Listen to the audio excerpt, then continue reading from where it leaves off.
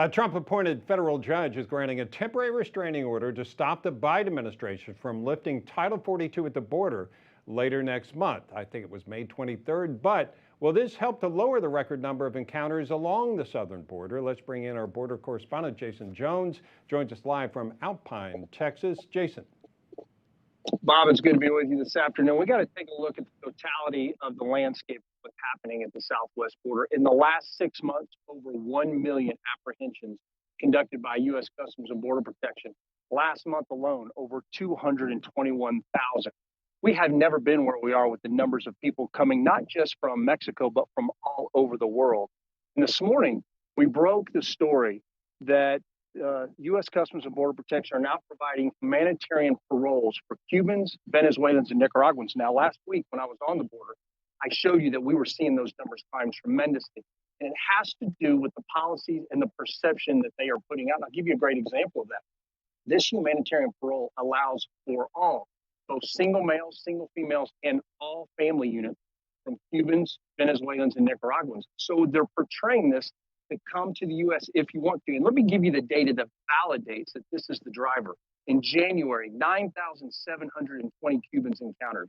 In a 2-month period since then, for the month of March, 32,141. So you can see a dramatic spike in the data as a direct result of the policies that this administration is conducting. Now, look, I'm down here in Alpine on the border now. We are embedding all week with the men and women of the Texas Department of Public Safety's Elite Aircraft Division. Right now, they're working a group of 20 that just crossed illegally. So we're going to be showing you from the ground the increases. We were out here, Bob, in October, and the guys are telling me the groups are much larger. Every day, they average about between 5 and 15 groups of 10 to 30 people at a time. So we're going to be bringing that to you this week, so stay tuned. Forward to that. Jason Jones, thank you, sir. Also today, the Supreme Court hearing oral arguments over President Biden's effort to suspend the Trump-era Remain in Mexico policy. That requires asylum seekers to wait in Mexico while their cases are considered. This comes only months after a majority said the Biden administration did not properly shut down the controversial program and ordered immigration officials to reinstate it. And in fact, if you go back to 1996, then Senator Joe Biden voted for a law that led to the stay in Mexico policy. Joining us right now to talk more about this is Ohio Congressman Jim Jordan. Congressman, thank you for joining us. What's your response to the arguments going on right now? Well, no, I think Jason was right on. This is intentional. This is deliberate. The Biden administration on day one said there would be a 100-day moratorium on any deportations. They announced they weren't going to build a wall. They got rid of the Northern Triangle agreements they had with the Northern Triangle countries, and they got rid of the Remain in Mexico policy, the MPP policy. So when you do that, you're just incentivizing people to come. And as Jason pointed out, we've had record numbers. We had 2.4 million illegal immigrants encountered at our southern border since Joe Biden has been in office. And when you incentivize and put in these policies, you get all kinds of bad outcomes. You get all the people coming. You get the stress on our Border Patrol agents, so much so that we saw what happened to the Texas National Guard, who tragically lost his life trying to save 2 of these 2.4 million coming across the Rio Grande River. You get the drugs that come because the Border Patrol are so stressed trying to deal with this influx of people. You get more drugs coming in, and we know what fentanyl has done to so many young Americans. So that's the situation that this administration has deliberately, intentionally created with their crazy policies. Okay, then let me ask you about this, Congressman. There are a number of other Republicans who are trying to lay the groundwork for a possible impeachment of the Homeland Security Secretary, Alejandro Mayorkas. There's a letter went out, 133 members sent to Secretary Mayorkas on Monday, which in part, your actions have willingly endangered American citizens and undermined the rule of law and our nation's sovereignty. Your failure to secure the border and enforce the law passed by Congress raises grave questions about your suitability for office. Were you one of those 133, sir? No, but I do think that the situation that they have intentionally, deliberately created leads anyone with common sense to ask that question. Leads anyone with just any common sense whatsoever, any rational person to ask that question. This has to be intentional. Remember last year, March was the highest month on record March of last year, for illegal immigrants coming to our southern border and coming into our country until the month of April. And then April was the highest month until May. And then May was the highest month until June. And then June was the highest month until July, when 213,000 illegal immigrants came into our country. Now, guess what? That number was just broken last month, March of 2022. That number, when we went up to 221,000. And guess what they're getting ready to do next month?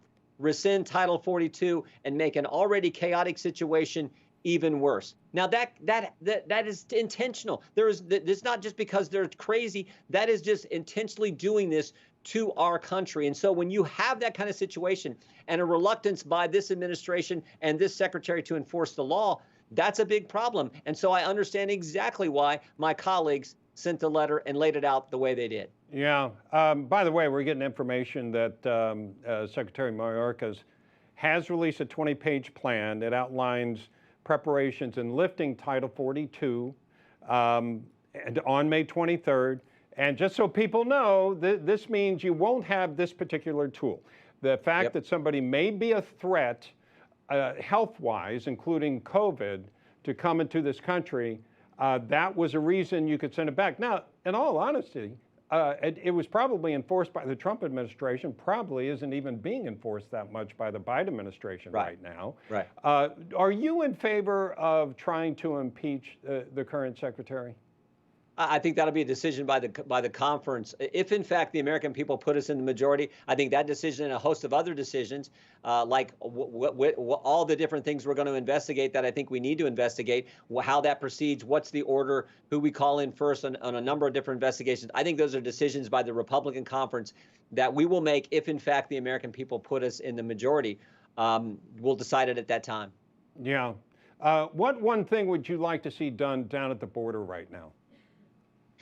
I would like them to actually go back to the policies that worked. Don't advertise to the world that you're going to stop deportation. Don't advertise to the world that you're not going to build the wall. Actually build the wall. Put back in place the Remain in Mexico, the MPP protocols.